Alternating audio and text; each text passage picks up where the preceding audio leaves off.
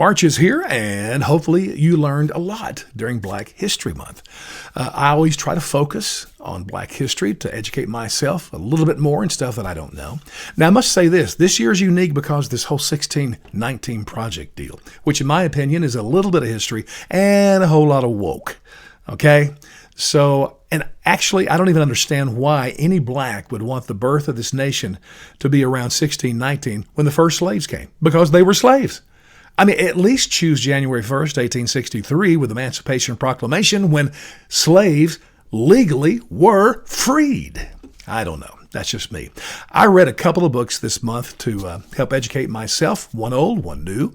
The old one that every American should read is by Fredrick Douglass. Now, he is, in my opinion, is the greatest African-American who's ever lived. He was born a slave, lived as a slave, escaped slavery, and then became a world-known speaker, author, and had the most incredible impact on our country, advised several presidents, spent time in the White House. Listen, this book, for African Americans, you need to read this just to get the impact of what reading and learning will do for your life. He tells a story about his master's wife teaching him to read at 7. Master was against it, told his wife, "What are you doing?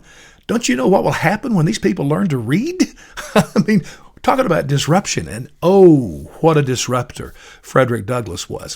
Whites need to read this because in today's time, one of the most appalling and things I cannot understand is how white Americans are so willing to give up their freedom in the name of some social justice crap. Listen, you need to read this book. You may not be able to fully identify with the slave part, but you will get revived in the value of personal freedom. We all need to hear that again. The other book that I read was by Annette Gordon-Reed. She is a professor today of history at Harvard University. She's written a lot of books on presidents, but I read the one that she wrote on Andrew Johnson because I find this funny. I mean, Andrew Johnson is the most racist, white supremacist president we ever had. Not a close second, really. He's the one that said, hey, this country was made by white men, and by God, as long as I'm president, it will be for white men. Imagine that in a tweet at any point in your life. She wrote this biography, and, I expected a whole lot of woke. Guess what? There was none.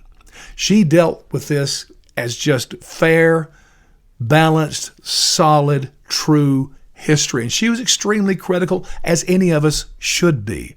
But she was fair in the way she looked at him. Even one thing I didn't know that she pointed out, Johnson was maybe the poorest of all of our presidents, his early life was terrible, was an indentured servant. She said that he, more than any president, could identify with the plight of slaves. But of course, never used it. Hey, read about Frederick Douglass, the narrative of the life of Frederick Douglass. It will change you.